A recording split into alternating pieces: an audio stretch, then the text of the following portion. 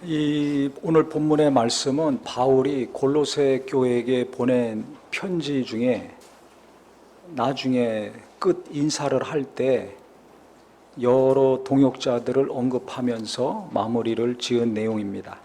근데 여기 오늘 본문이 좀 길지만 9명이 등장을 합니다. 아마 처음 보시는 분도 있을 것 같아요. 우리가 바울의 동역자 그러면 처음에 무명이었던 이 바울, 사도들이 좀 거리를 두었던 바울을 지금 우리 쉽게 얘기하면 무대 전면에 등장시킨 인물이 있습니다. 이게 누굽니까? 바나바죠. 바나바가 바울을 사도들에게 소개를 시켜줬습니다. 그래서 그가 사도들하고 교류를 하게 됐습니다. 그 다음에 우리가 잘 아는 디모데라든지 브리스길라 아골라라든지 뭐 이런 동역자들이 있습니다. 아볼로도 있었고. 그런데 오늘 골로새 교회 한 교회 편지를 보내면서 9명이나 등장을 합니다. 이건 뭘 의미합니까? 서신서마다 그가 나중에 인사 마무리할 때 항상 그 교회에 문안하는데 나뿐만이 아니라 이 사람도 문안하고 저 사람도 문안하고 있다. 여러 사람들이 등장합니다. 그러니까 그와 함께 했던 친구들, 동역자들이 많이 있었다는 거죠. 우리가 생각할 때 바울은 능력 있는 사람, 믿음 있는 사람, 의지가 강하고 체력도 있고 집안도 좋고 똑똑하고 그래서 이 많은 일을 했구나. 그 넓은 지역, 터키와 그 다음에 그리스, 로마, 유럽 지역까지 어떻게 그 넓은 지역에 많은 교회를 세우고 일꾼들을 세우고 다니면서 하나님의 일을 다 감당할 수 있었을까? 혼자는 못합니다. 혼자 할 수 없었습니다. 이와 같이 함께하는 사람들이 있었어요. 이건 뭘 의미합니까? 나는 혼자 살기 어려운 존재다. 인간이라는 자체가 혼자는 못 사는 존재예요. 제가 오늘 설교를 몇 주간 동안 고민하고 준비를 했습니다. 왜 그러냐면 우리가 해봐서 알잖아요. 기도도 많이 하고 성경도 많이 보고 예배도 열심히 하고 봉사도 하고 하나님을 사모하고 했습니다. 그런데도 날마다 내가 살아야 될 이 땅의 삶은 쉽습니까? 어렵습니까? 어려워요. 그것도 과거에 비해서 현재는 몇 배로 더 어렵습니다. 내가 옛날에 공부했을 때보다 지금 내 자녀들이 공부하는 것은 몇 배로 어렵습니다. 과거에는 혼자 열심히 하면 좋은 대학 갔습니다. 지금은 안 됩니다. 부모의 노력과 헌신과 경제적인 뒷받침이 많이 필요합니다. 혼자 독방에서 공부해서 출세하는 시대는 지나갔어요. 사다리 걷어차기라고 그러죠. 올라가는 사다리를 걷어찬 혼자 못 올라가. 열심히 부지런히만 하면은 일해서 수입을 얻고 교육시키고 집도 사고 넉넉하게 노후 살았지만 지금은 어림도 없습니다. 그래서 나오는 게 뭡니까? 결혼 안 하고 자식 안 낳고 하잖아요. 인구 줄어가는 것이 앞으로 우리나라의 큰 문제가 되는데요. 과거랑 너무나 달라요. 앞으로 다가올 시대는 지금보다 더 어렵겠죠. 그러니까 목사로서 고민이 갈수록 깊어지는 거예요.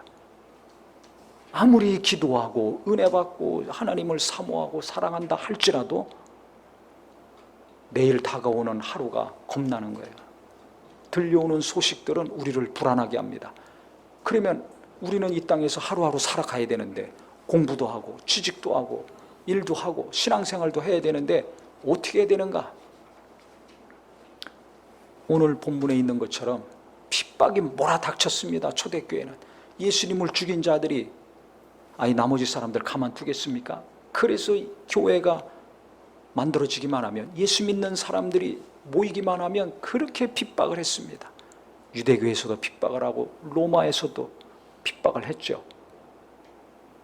그런데도 살아났습니다. 그런데도 복음을 증거하고 예배하고 기도하고 하는 것은 멈추지 않았습니다. 계속 더 교회가 세워지고 구원받는 자들이 나오고 일꾼들이 나왔습니다. 어떻게 했기 때문에 됐습니까?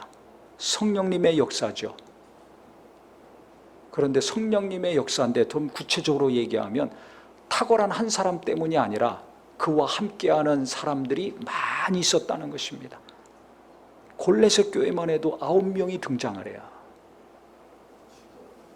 함께 기도하고 함께 핍박을 받고 함께 견디고 함께 수고하고 함께 헌신하고 함께 사랑하는 사람들이 있었을 때 핍박도 견디고 위기도 견디고 신앙을 지킬 뿐만 아니라 하나님의 일도 갈수록 번성시킬 수 있었습니다. 세상 일도 마찬가지입니다. 가정도 마찬가지입니다. 함께하는 사람들이 있었을 때 나의 친구, 나의 사랑하는 사람, 나의 동역자, 내 모든 속마음을 나누고 같이 울고 같이 웃을 수 있는 사람들이 있을 때 사업도 견디고 직장일도 해나가고 가정도 견디고 살아나갈 수 있는 겁니다.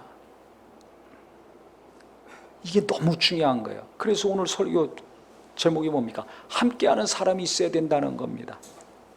성부, 성자, 성령 하나님도 함께 하시는 거예요. 하나님 혼자 아무리 능력이 많고 전능하시고 전지하시지만 성부 하나님 혼자 일하지 않습니다. 살지도 않습니다. 영원전부터 영원까지 성부, 성자, 성령 이 세 분은 함께 하세요.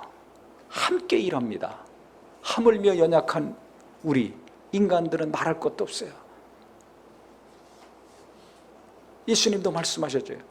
나는 아버지께서 가르쳐 주시는 거 그것을 전하고 그대로 행한다.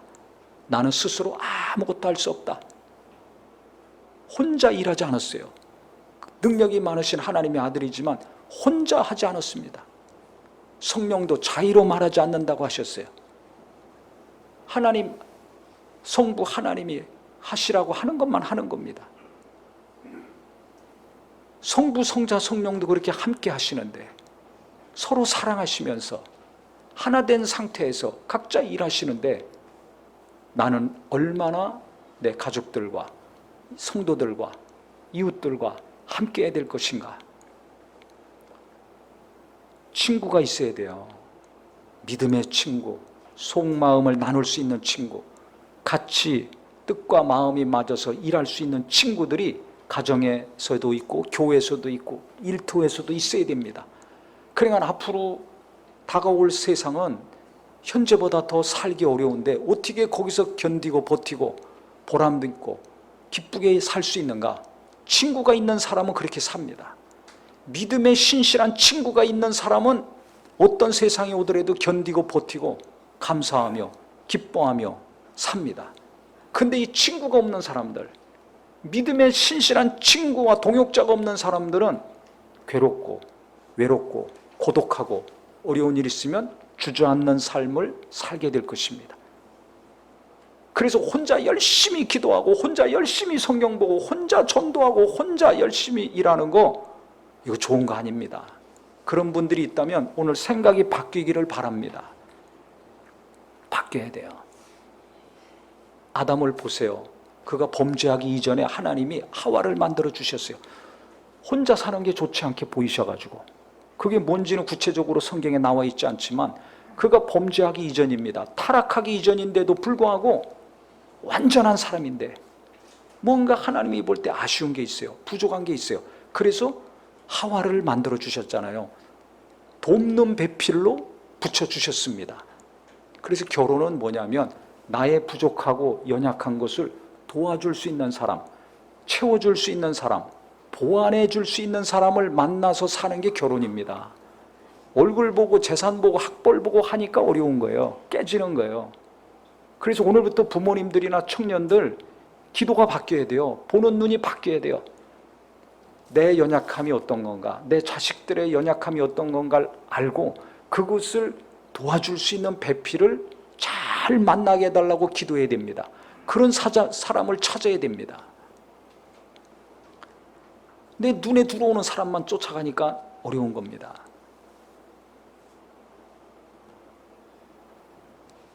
그래서 아담이 타락하기 이전에 얼마나 능력이 많았습니까? 하나님이 만든 피조물들 이름을 다 쳤습니다. 그 넓은 지역, 네 강이 흐르는 그 넓은 지역을 다 관리하고 다스렸습니다. 엄청난 지력과 건강과 행정력과 관리 능력이 있었어요. 이 지구상의 어떤 사람보다 탁월한 사람이었습니다. 모든 면에서. 근데도 혼자 사는 게 좋지 않게 보이셨어요. 그래 하와를 만들어줬더니 얼마나 기뻐했습니까? 이는 내 뼈 중에 뼈요 살 중에 살이라고 기뻐했잖아요. 그렇게 모든 면에서 탁월한 능력을 가지고 바쁘게 살던 사람이었는데 만족이 없어요. 하와를 만났을 때 기쁨이 있었고 만족이 있었습니다. 이게 사람이에요. 근데 범죄한 아담의 후손, 하와의 후손들인 우리는 말할 것도 없습니다. 말할 것도 없어요. 얼마나 불완전한 것이 많습니까?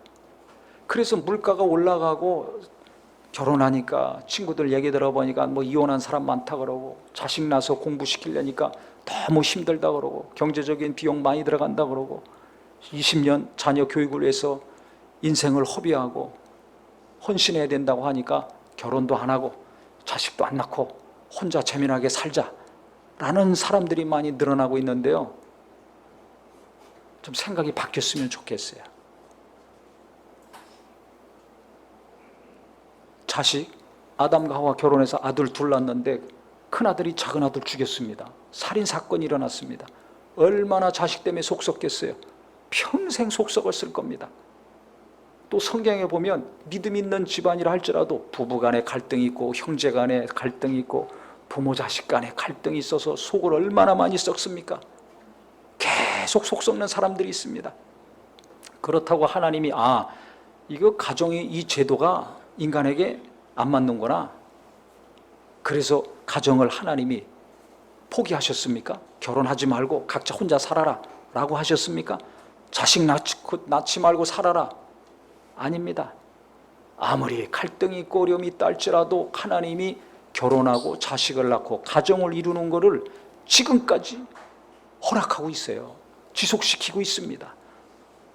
주님이 오시는 날까지, 세상 종말이 이를 때까지 하나님은 가정을 절대 포기하지 않고 계속 결혼하고 자식을 낳고 살고 죽고 하는 것을 하실 것입니다. 이건 제 말이 아니라 성경에 있는 거잖아요. 그거 왜 그런 줄 아세요? 제가 지난번 2주 전에 신방하면서 다시 한번 이것을 깊이 깨달았습니다. 90이 거의 가까이 되신 분이에요. 그 집 두 군데를 제가 신방을 갔는데요. 그때 제가 세 가지 똑같이 그분들에게 질문했어요. 특히 남편들에게. 근데 나이가 90 가까이 됐으니까 몸이 안 좋죠. 건강이 안 좋아요. 기운도 없고 걸음도 제대로 못 걷고 하죠. 그래서 첫 번째 질문은 하루 어떻게 지내십니까? 물었습니다. 그랬더니 뭐 은퇴한 이후에 기운도 없고 몸도 안 좋으니까 뭔 일이 있겠어요? 그냥 하루하루 사는 거지. 식사는 어떻게 하십니까? 아내가 해주는 거 먹는 거예요. 아내들은 그래도 건강하셔가지고 새끼 꼬박꼬박 해주는 거죠. 그냥 아내 입장에서 힘들지만 남편이 몸도 안 좋으니까 식사를 집에서 몸에 맞게 해줄 수밖에 없어요. 그래서 제가 생각했습니다. 만약에 이 아내가 없으면 먹는 거 어떻게 하는가? 몸도 안 좋은데 시켜 먹고 나가서 사 먹는 것도 한두 번이지 매일 그렇게 먹을 수 있겠어요? 아내 때문에 생존하는 거예요. 아내 때문에. 그 다음에 제가 물었습니다. 운동은 하십니까? 한다는 거예요. 무슨 운동 하십니까? 걷는 거 하신대요. 어디서 하십니까? 멀리는 못 가고 집 근처 이렇게 20분이고 30분 걷는다는 겁니다. 그래서 제가 물었습니다. 또 혼자 하십니까? 같이 하십니까? 같이 하죠. 혼자서는 못해요. 아내가 있으니까, 함께하는 사람이 있으니까 한 20, 30분이라도 도는 거예요. 걸을 수 있는 겁니다. 혼자였으면 나가서 날마다 걸을 수 있을까요? 남자들은 그거 안 합니다. 귀찮아가지고 안 해요. 아내가 있으니까 밥도 먹고, 아내가 있으니까 같이 병원도 가고, 옆에 누군가가 있으니까 걷는 거라도 하는 겁니다. 제가 그 두 분을 가만히 이렇게 보면서 앞으로 나도 20년 있으면 저렇게 될 텐데 하는 생각이 들고, 무엇보다 이게 인생이구나, 이게 사람이 사는 거구나. 그분들이 뭐 처음부터 그렇게 인고 부부였겠습니까? 우리들처럼 다 투닥투닥 거리기도 하고 실망도 하고 많은 갈등도 있었겠죠. 근데 나이 많이 들어서 기운도 빠지고 몸도 여기저기 아프고 하니까 같이 있으니까 밥도 먹는 것이고, 함께 사니까 나가서 걷는 것도 하는 것이고, 같이 있으니까 예배도 나오는 거예요. 또 운전할 수 없으니까 자녀들이 교회 모시고 옵니다. 자식 안 낳았으면 교회도 못 와요. 교회도 오는 거예요. 이게 인생이구나. 이게 삶이구나. 그래서 하나님이 가정을 포기하지 않고 계속 결혼하고 자식을 낳고 살게 하시는구나 깨달았습니다. 이 지금 본문도 보세요. 자세히 보세요. 두기고가 등장을 합니다. 처음에 7절에 보면. 그 다음에 오네시모, 이 두 사람이 등장하는데요. 이 사람들은 뭐냐? 내 사정을 다 너에게 알려주리라 그랬습니다. 바울이 지금 옥에 갇혀 있습니다. 감옥에 있을 때 골로새 교인들에게 편지를 썼는데, 그 쓴 편지를 가지고 이제 가서 바울의 사정을 골로새 교인들에게 잘 알려주는 거죠. 그 일을 두기고하고 오네시모가 네가 할 것이다 하면서 두 사람이 나옵니다. 그 다음에 또 누가 나오냐면 세 사람이 나오는데요. 아리스다고와 바나바의 생질 마가와 그 다음 유스도라 하는 예수가 나옵니다. 예수 그러니까 우리가 믿는 예수 그리스도, 그분만이 이름이 예수가 아니라 그 당시 예수라는 이름을 쓰는 사람들이 있었습니다. 이 세 사람은 누구냐면 지금 감옥에 바울하고 같이 갇혀 있는 사람들이에요. 그런데 이 사람들은 할례파다, 유대교에 있다가 예수를 믿고 기독교인이 된 사람들이다, 이 이야기죠. 이 사람들은 하나님 나라를 위해서 나하고 같이 함께 역사하는 자들이니 이런 사람들이 나의 위로가 되었다라고 고백합니다. 혼자 핍박을 받고 감옥에 갇혀 있다면 얼마나 외롭기도 하고 고독하기도 하고 여러 가지 생각이 들겠습니까? 그런데 나하고 같이 지금 복음을 전하고 하나님 나라 위해서 힘쓰다가 고난받고 감옥에 갇혀 있는 세 사람이나 더 있다는 거예요. 그러니 이 사람들이 나의 위로다. 고독하고 외롭지가 않아요. 다른 여러 가지 잡생각이 없어요. 위로가 되고 마음이 평안하고 도리어 하나님께 감사가 있는 거죠. 누구 때문에? 옆에 있는 사람 때문에. 내 옆에 누가 있습니까? 사람이 있어야 돼요. 믿음의 사람이 있어야 돼요. 믿음의 친구가 있어야 돼요. 내가 어려울 때 나를 위로하고 붙들어주고, 또 그 사람이 어려울 때 내가 위로하고 붙들어줄 수 있는 사람이 있어야 됩니다. 요새 반려동물 많이 키우는데요. 개가 인간에게 정서적으로 도움이 주는 것도 있지만 나를 붙들어주지 못합니다. 사람이 있어야 됩니다. 믿음의 사람이 있어야 돼요. 그래서 내가 위로를 많이 받고 있다고 그랬습니다. 이 바나바의 생질 마가, 바울이 1차 전도여행 갈 때 같이 데리고 갔는데 자기 멋대로 해가지고 2차 전도여행 갈 때 바울은 떼놓고 가자, 바나바는 데리고 가자. 그래서 의견이 갈라져가지고 바나바하고 바울이 갈라섰죠. 사도들을 만나게 하고 그가 하나님의 일을 할 수 있는 길을 열어준 사람이 바나바였는데 이 마가 때문에 둘이 갈라서게 됐습니다. 근데 나중에 어떻게 마가가 회개했는지 정신을 차렸는지 아니면 바울이 품었는지 관계가 좋아져가지고 지금 감옥에 같이 있는 거예요. 함께하는 사람들이 있었습니다. 함께 고생하고 핍박받는 사람들이 있었습니다. 그 다음에 또 등장하는데 누가 등장하는가? 에바브라가 있었습니다. 이 사람은 성경에 나오기를 그가 항상 너희를 위해서 애써 기도하는데 뭘 위해서 기도했느냐? 너희로 하나님의 모든 뜻 가운데서 완전하고 확신 있게 서기를 기도했다는 겁니다. 하나님의 뜻대로 살아야 되잖아요. 그때나 지금이나. 근데 마음에는 여러 가지 계획이 있지만 오직 여호와의 뜻이 완전히 서리라 그랬죠, 잠언에. 그러니까 하나님의 뜻을 분명히 받아서 우리가 묻는 기도에 대해서 하고 말씀 묵상에 대해서 계속 말씀 들었지 않습니까? 한 것처럼 이 에바브라도 깨어있는 사람이죠. 하나님 뜻대로 살려는 사람이었어요. 그러니까 골로새 교인들을 위해서 기도하는데 하나님의 뜻을 잘 알고 그 뜻에 분명히 서가지고 살 수 있도록 그것을 위해서 기도를 많이 했다는 겁니다. 근데 이 에바브라는 골로새 교인들만 위해서 기도한 것이 아니라 그 다음에 보면 그가 너희와 라오디게아에 있는 자들과, 라오디게아 교회를 말하죠. 그 다음에 히에라볼리, 지금 터키 파무칼레 그 지역을 말합니다. 자들을 위하여 많이 수고하는 것을 내가 증언하노라.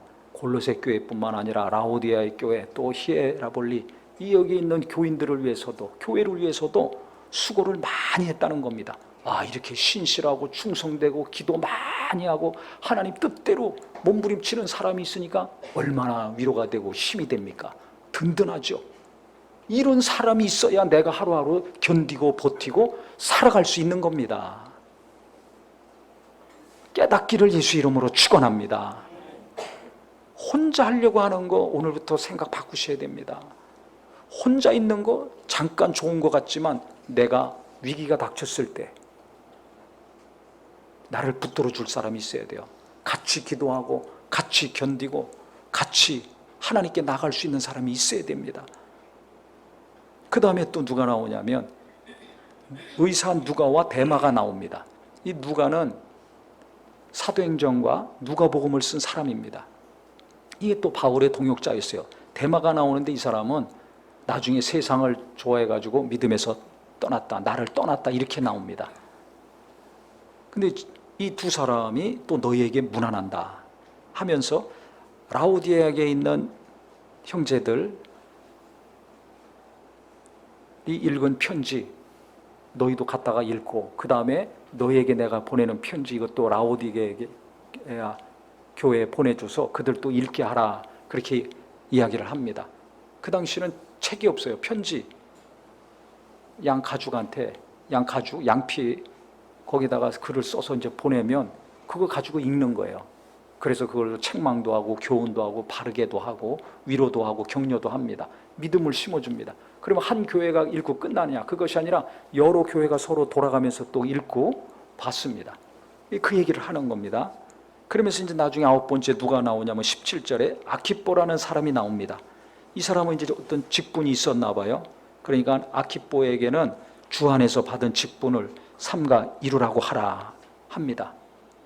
하면서 나 바울은 친필로 문안하노니, 이건 내가 누구 대필한 것이 아니라 누구 통해서 쓴 것이 아니라 내가 직접 쓴 글이다 하면서 내가 메인 것을 생각하라, 옥중에 있다는 거죠.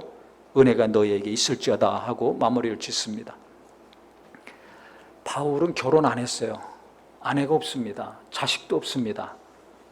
혼자였지만은 많은 이와 같이 귀한 믿음의 동역자, 친구들이 있었습니다. 그렇기 때문에 몰아치는 핍박 가운데서도 복음을 전하고 그 위경에서도 견디고 버티고 계속해서 하나님의 일을 할 수 있었습니다. 저도 그렇고 우리도 똑같아요. 갈수록 세상은 어려워집니다. 갈수록 우리에게 충격을 주고 어떻게 살아야 될지 두렵고 떨리게 만듭니다. 그러면 어떻게 해야 될 것인가? 예배하고 기도하고 말씀 보고 은혜 받는 거, 그것이 중요한데요. 그것만 가지고는 안 돼요. 그것이 지속되기 위해서는 같이 기도하는 사람, 같이 성경 보고 그 은혜를 나누는 사람, 같이 예배하는 사람이 있어야 됩니다.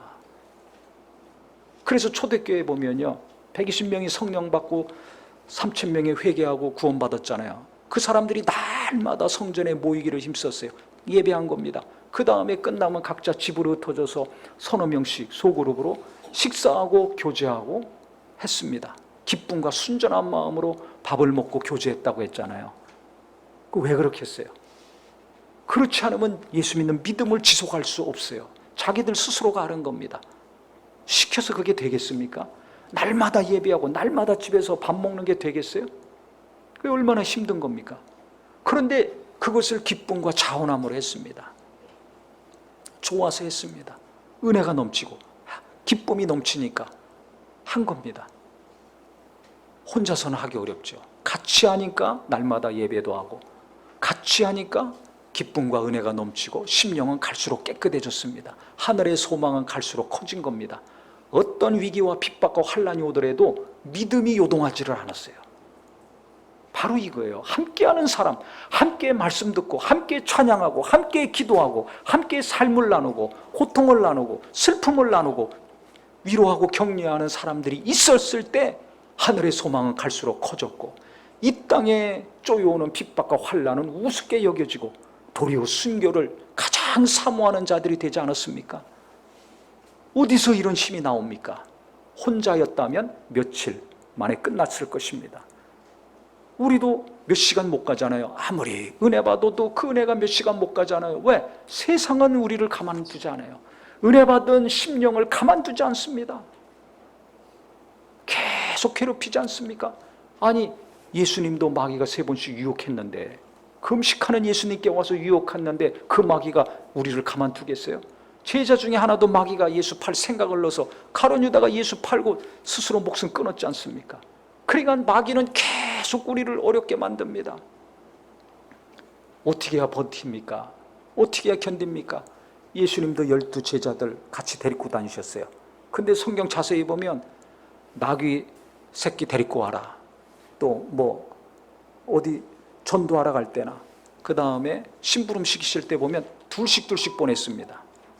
혼자 보내지 않았습니다. 가면서 그들이 싸울 수도 있고 갈등을 일으킬 수도 있지만 꼭 둘씩 보냈어요. 왜 그런 줄 아세요?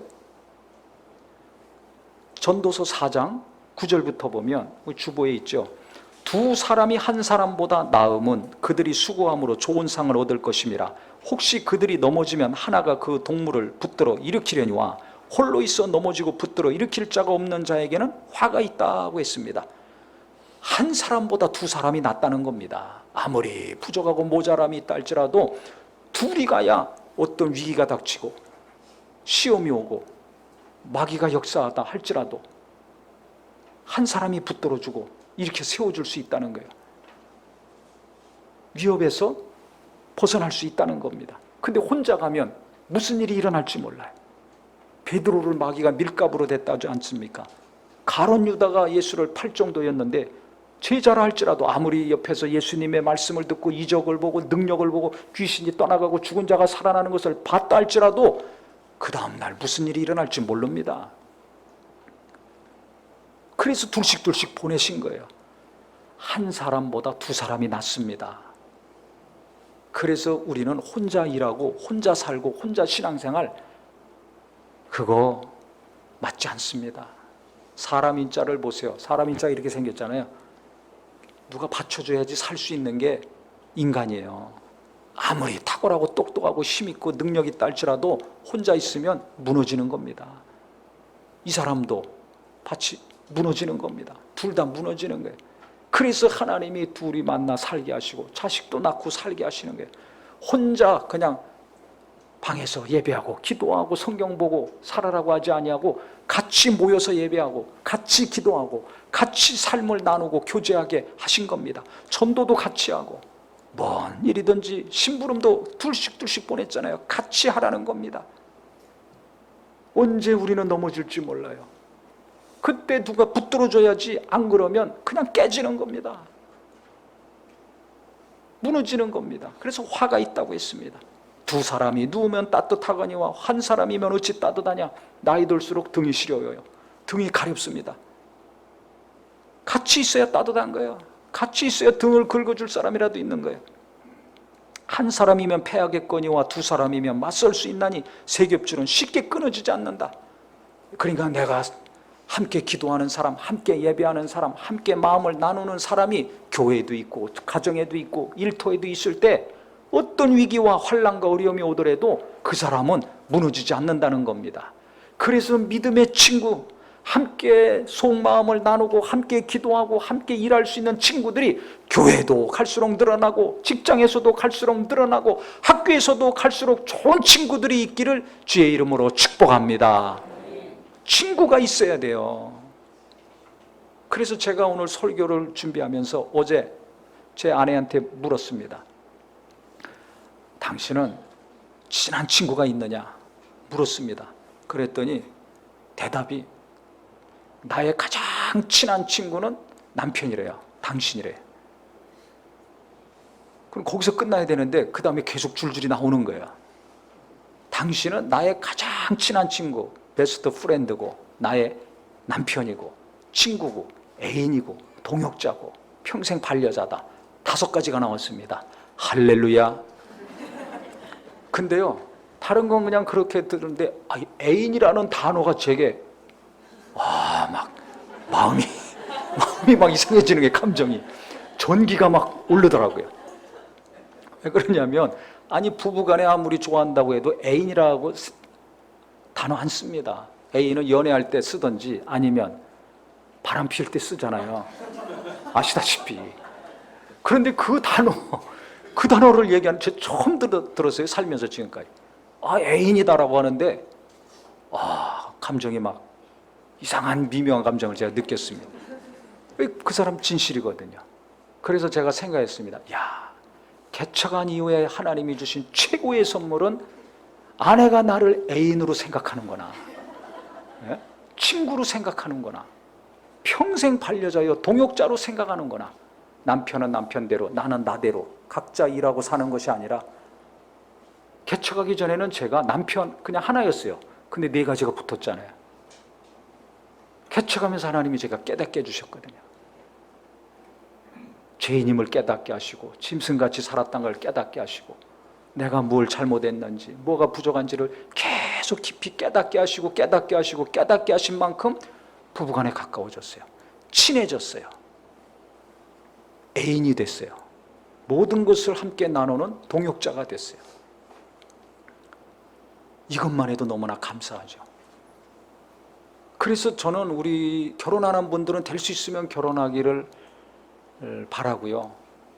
바울같이 혼자 사는 길로 하나님이 인도하셨다면 신앙생활 잘하되 교회에서 겸손하게 열심히 하셔서 바울처럼 믿음의 이와 같은 신실한 친구들이 많아지기를 주님의 이름으로 축복합니다.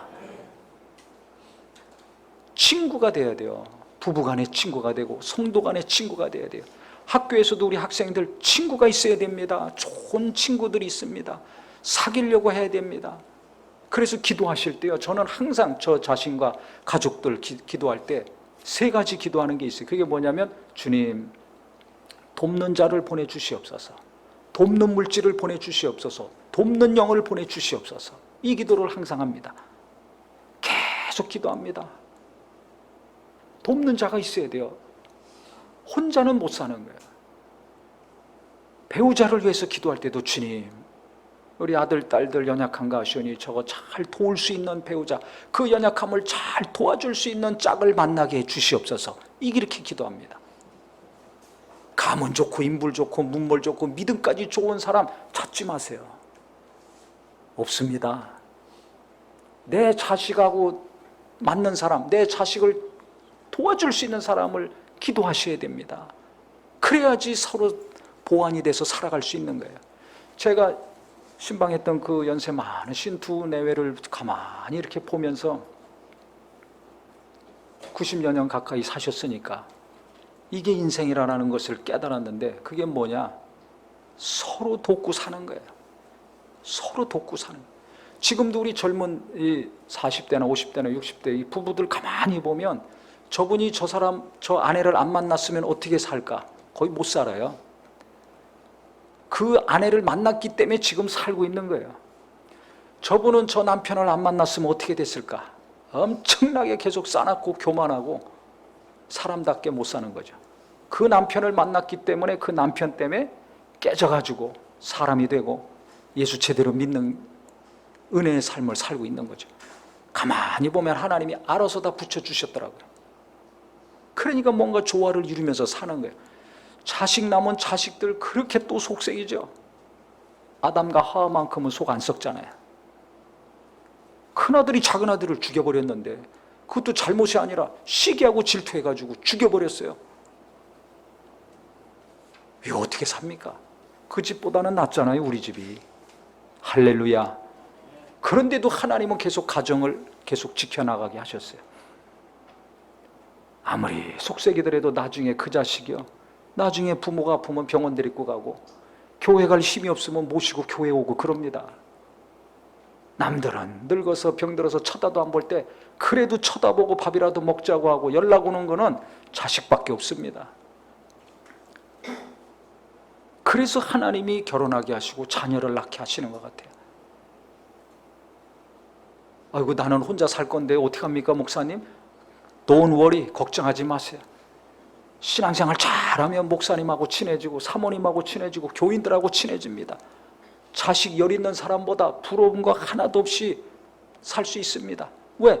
어려우면 당장 목사님 전화하지, 사모님이 전화하지, 교인들이 전화하지, 염려해 주지. 먹을 거 없으면 또 그냥 카톡으로 해서 뭐 써주는 거 있잖아요. 이렇게 국이고 밥이고 뭐 고기고 간에 막 커피고 간에 요즘 아주 좋습니다. 누르기만 하면 그냥 먹을 게 쏟아져 들어와요. 그것도 누르기만 하면 집 앞에 배달까지 해주잖아요. 얼마나 좋습니까? 그러니까 신앙생활 잘하면 혼자 살더라도 외롭고 고독하지 않습니다. 죽는 날까지 외롭고 고독하지 않습니다. 신앙생활 열심히 해보세요. 장례 치를 때도 교인들이 많이 오니까 얼마나 위로가 됩니까? 혼자 있다가 어떻게 되겠어요? 장례도 못 치러요. 자식도 한둘밖에 없는데 운구할 사람도 없더라고요. 보니까 교회 잘 다녀야지 운구할 사람도 있고 찬송도 부르고 예배도 하고 위로하는 발걸음도 많더라고요.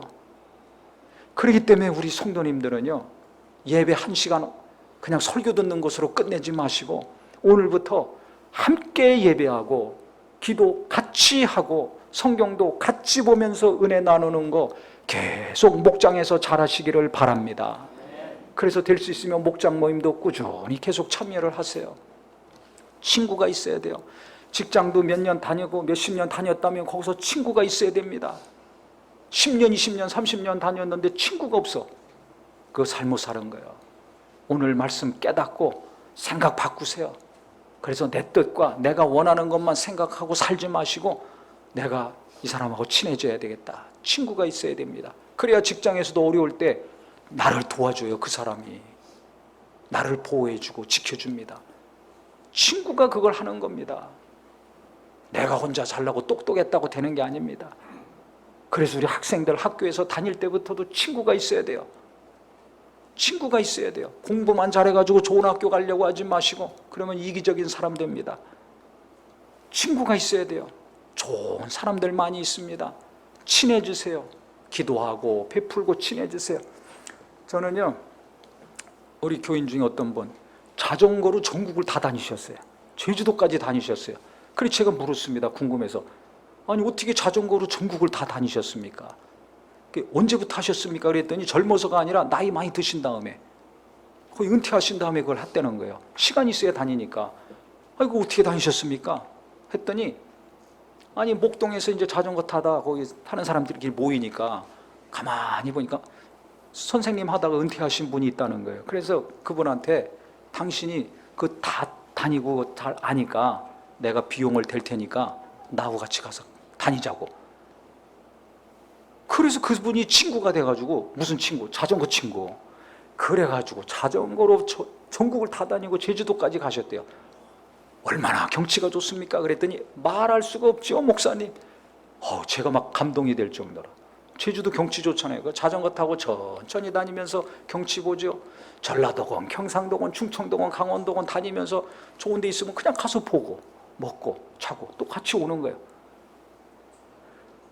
친구 한 사람이 있으니까 전국을 돌 수 있었다는 겁니다. 만약에 그 친구 하나 없었으면 가고 싶어도 못 가요. 아무리 힘이 좋고 비용을 다 내가 할 수 있다 할지라도 못 갑니다. 친구가 있으니까 되는 거예요.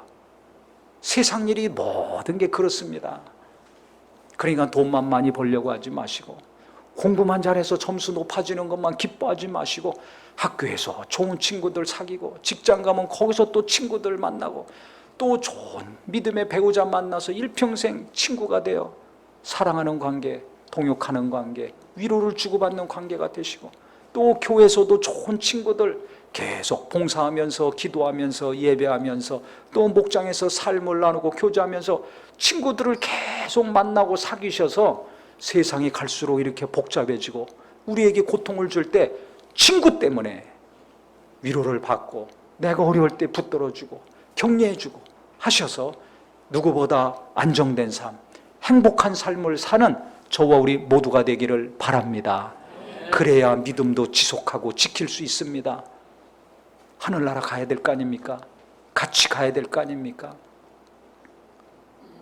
그 친구가 있어야, 가정에서, 일터에서, 교회에서 그 신실한 친구가 있어야 내가 위로받을 수 있고 내 마음을 지킬 수가 있습니다.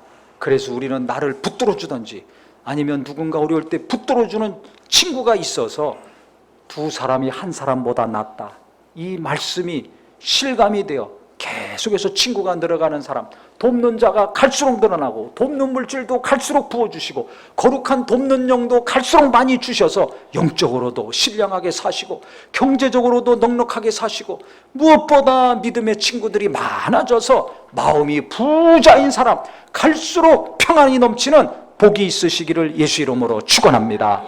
기도하겠습니다.